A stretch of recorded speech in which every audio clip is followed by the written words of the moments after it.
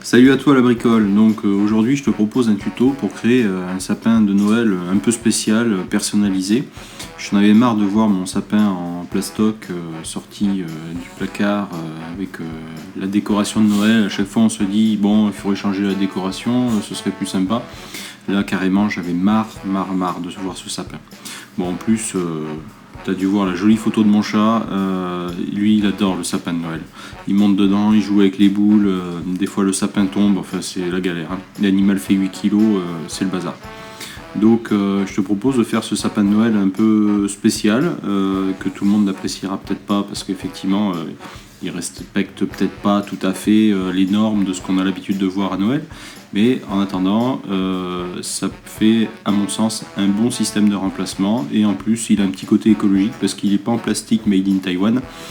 Et bien sûr, on n'a pas coupé un arbre pour que derrière il crève et qu'il passe à la poubelle. Alors ça y est, c'est parti. J'ai trouvé des tasseaux dans mon garage, donc pour faire tout le cadre. L'idéal aurait été d'avoir des tasseaux de 8 cm par 4 cm, ça m'aurait évité d'avoir à les coller entre eux. Donc je les rabote de manière à avoir quelque chose de propre, parce qu'en plus c'est des tasseaux bruts. Donc si jamais tu trouves, ou si jamais tu dois acheter des tasseaux, si tu trouves un format qui s'approche du 3 par 6 ou du 4 par 8 ou ce genre de choses.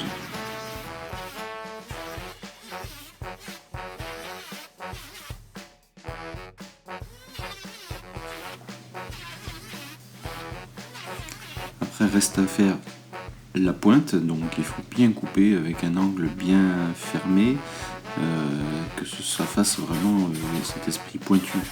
Donc là maintenant j'assemble, je me sers de la mélo, parce que comme ça au moins je suis sûr de la tenue dans le temps et de l'alignement par rapport à ce que j'ai raboté précédemment.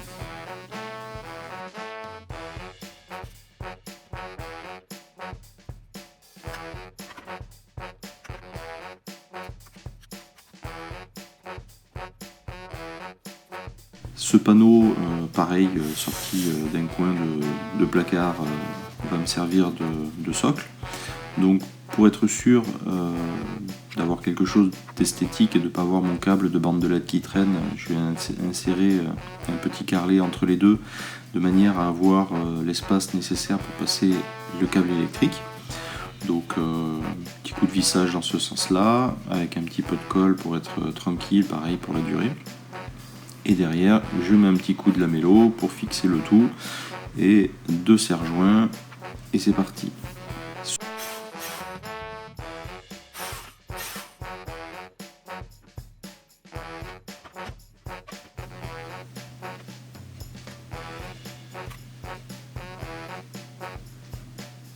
Et au résultat ça te fait un superbe sandwich où ton câble donc d'alimentation passera très facilement entre les deux panneaux.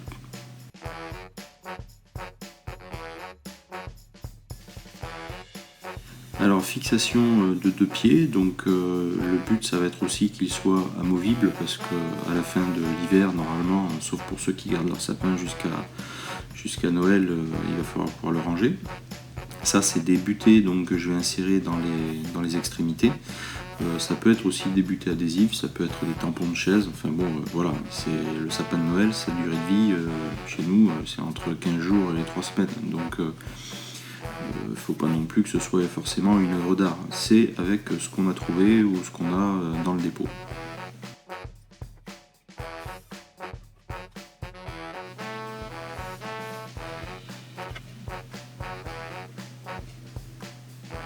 Alors ça y est, mes tasseaux que j'ai collés entre eux ont séché, donc j'ai fini de raboter pour que ce soit quand même propre.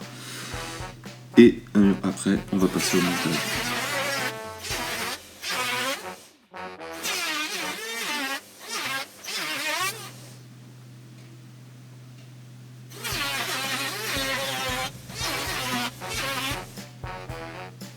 Donc présentation, on les met l'un à côté de l'autre, on respecte l'angle, il faut le faire relativement pointu cet angle.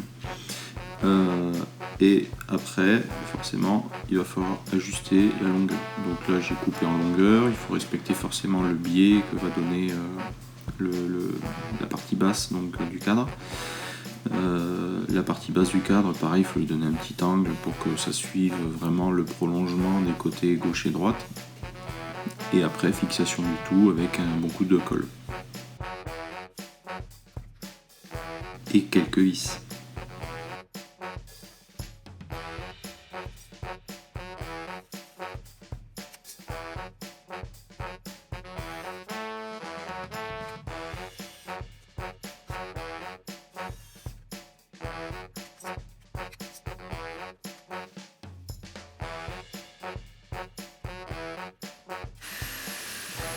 Alors ce qu'il faut préciser, c'est quand même en fonction de la bande de LED ou peut-être de la guirlande, enfin peu importe ce qu'on va mettre, les bandes de LED, elles, ne prennent pas bien les virages en général, surtout celles qui sont plastifiées assez épaisses.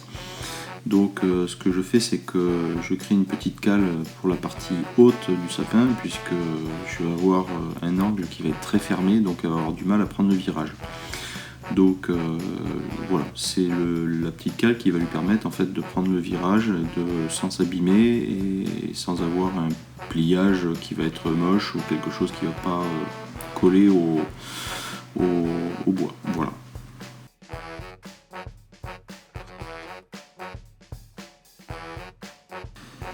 Alors entre temps, j'ai créé une rainure à l'intérieur de mon cadre pour pouvoir mettre ma bande de LED à l'intérieur.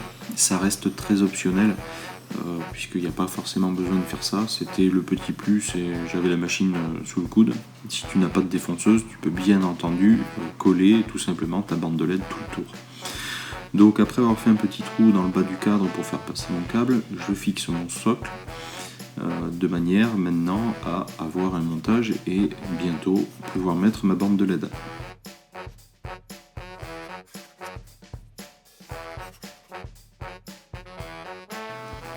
Donc ça y est, c'est le moment de mettre la bande de LED. Donc petit calcul, je pars à gauche, je pars à droite, pas grande importance. Avant de coller, je vérifie que le sens électrique est le bon, parce qu'il faut savoir que beaucoup de bandes de LED en fait ont un sens.